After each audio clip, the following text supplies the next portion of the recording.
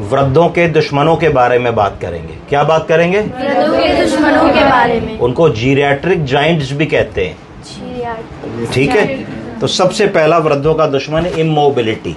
जब हमने ये समझ लिया कि अब हमें चलना फिरना नहीं है, हमें बिस्तर पे ही रहना है, हमें घर के बाहर नहीं निकलना है, हमें सैर करने नहीं जाना है, हमें अपने आप को हमने कन्फाइंड कर लिया रूम और टॉयलेट और बेडरूम और डाइनिंग रूम पे, तो उसको कहा जाता है इमोबिलिटी। क्या कहते हैं? इमोबिलिटी। कि हमने ये मान लिया कि अब हम वृद्ध हो गए हैं और वृद्धावस्था के कारण इमोबाइल हो गए हैं, अब हमारा चलना फिरना ठीक नहीं है। तो ये सबसे बड़ा दुश्मन होता है। जैसे ही आप इमोबाइल हो जाते हैं तो आपकी जो मांसपेशियां हैं वो कमज़ोर होने लगती हैं और शिथिलता आने लगती है, आप लड़खड़ाने लगते हैं, आप ज़्यादा चले तो गिर सकते हैं, चलने पे हाथों पैरों की मसल्स और टिश्यूज में हाइपोक्सी ऑक्सीजन की कमी होने लगती है, जोड़ स्टिफ होने लगते हैं। जोड़ जब स्टिफ होने लगते हैं तो ऑस्टियोपीनिया, ऑस्टियोपोरोसिस, ऑस्टियोआर्थराइटिस और फिर डिफॉर्मिटी डेवलप हो जाती है। तो यहाँ से वहाँ तक जाने में भी जोड़ दर्द करने लगते हैं। तो वृद्धों का पहला दुश्मन है, बोलिए क्या? इमोबिलिटी। जब हमने ये मान लिया कि अब हम चलेंगे फिरेंगे नहीं, बिस्तर पे ही खाना दे दो, बिस्तर पे ही पॉटी करा दो, बिस्तर पे ही शेव कर दो, बिस्तर पे ही टीवी चला दो, तो वो हमारा डाउनफॉल वहाँ से शुरू है। तो हमें हर वृद्ध को ये कहना है कि बाबूजी, माताजी, कीप वॉकिंग, कीप गोइंग, जितना हो सके करते रहिए, हार मत मानिए, रुकिए मत, कीप गोइंग। तो पहला हमारा वृद्धों का दुश्मन हो गया इमोबिलिटी। ठीक है, दूसरा क्या है? दूसरा है इंस्टेबिलिटी। क्या है? इंस्टेबिलिटी।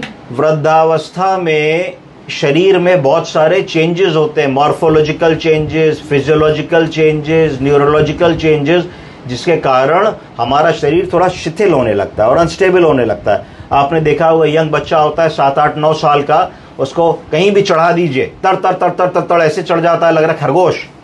अगर वहीं एक 30-35 साल का एक मिडिल एज आदमी या औरत को चढ़ाइए तो उसको थोड़ा सा संभालना पड़ता है कि गिर ना पड़े।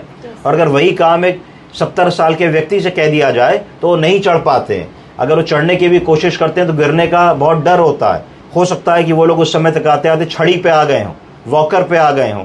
तो इंस्टेबिलिटी, बॉडी पे कंट्रोल ना होना, कि एकदम से हम चलते जा रहे हैं, एकदम से गड्ढा आ गया तो पैर हमारा डगमगा जाएगा, हम गिर पड़ेंगे, एकदम से जा रहे हैं, किसी ने आवाज़ दी, एकदम से घूमेंगे तो इंस्टेबिलिटी हो जाएगी, नहीं कर पाएंगे। रात में बाथरूम के लिए उठे, नहीं समझ पाए, पैर किसी चीज़ में कारपेट पे या चप्पल पे लड़ा तो नहीं समझ पाए, गिर जाएंगे। तो दूसरा हमारा जो दुश्मन है वो इंस्टेबिलिटी।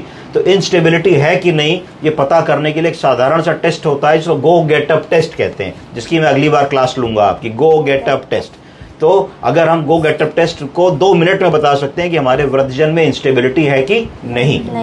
तो 2 आई हो गए, पहला हो गया इमोबिलिटी, दूसरा हो गया इंस्टेबिलिटी, तीसरा है इनकॉन्टिनेंस। बोलिए इनकॉन्टिनेंस का मतलब है पॉटी और सूसू को बताने की क्षमता में कमी आ जाना, इसको इनकॉन्टिनेंस कहते हैं। तो जब ये होने लगता है मरीज में तो उसकी कॉन्फिडेंस कम हो जाती है, उसका जो सेल्फ रिस्पेक्ट और सेल्फ एस्टीम है वो कम हो जाता है।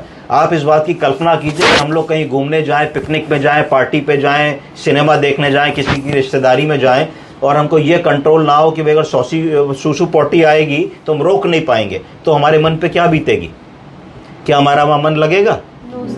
तो उस स्थिति को देखिए कि वृद्धावस्था में एक स्थिति ऐसी आ जाती है जब आदमी को बार बार पेशाब जाना पड़ता है। 3 लक्षण आ जाते हैं, बोलिए अर्जेंसी, फ्रीक्वेंसी, इनकॉन्टिनेंस। अर्जेंसी का मतलब अर्ज हुई तो जाना ही जाना है, नहीं जाएंगे तो निकल जाएगी। फ्रीक्वेंसी मतलब बार बार जाना, हो सकता है रात में आदमी कहे साहब 5 बार उठते हैं, तो भैया 8 घंटे की नींद में अगर 5 बार उठोगे तो सोगे कब? तीसरा इनकॉन्टिनेंस, कि जरा सा खांसे, छीके, झुके, पेशाब की थैली पे दबाव पड़ा तो थोड़ा सा पेशाब निकल गया। तो ये बुजुर्गों का तीसरा सबसे बड़ा दुश्मन होता है। तो 3 कौन कौन से हो गए? Immobility, instability, incontinence. अगला आइए इम्पेयर्ड मेमोरी। क्या हो गया? Impaired memory. जैसे जैसे उम्र बढ़ती है ब्रेन के न्यूरॉन्स में कमी आने लगती है, ब्रेन के सेल्स वीक होने लगते हैं, और एजिंग के कारण बहुत सारे लोगों में याददाश्त में कमी आने लगती है।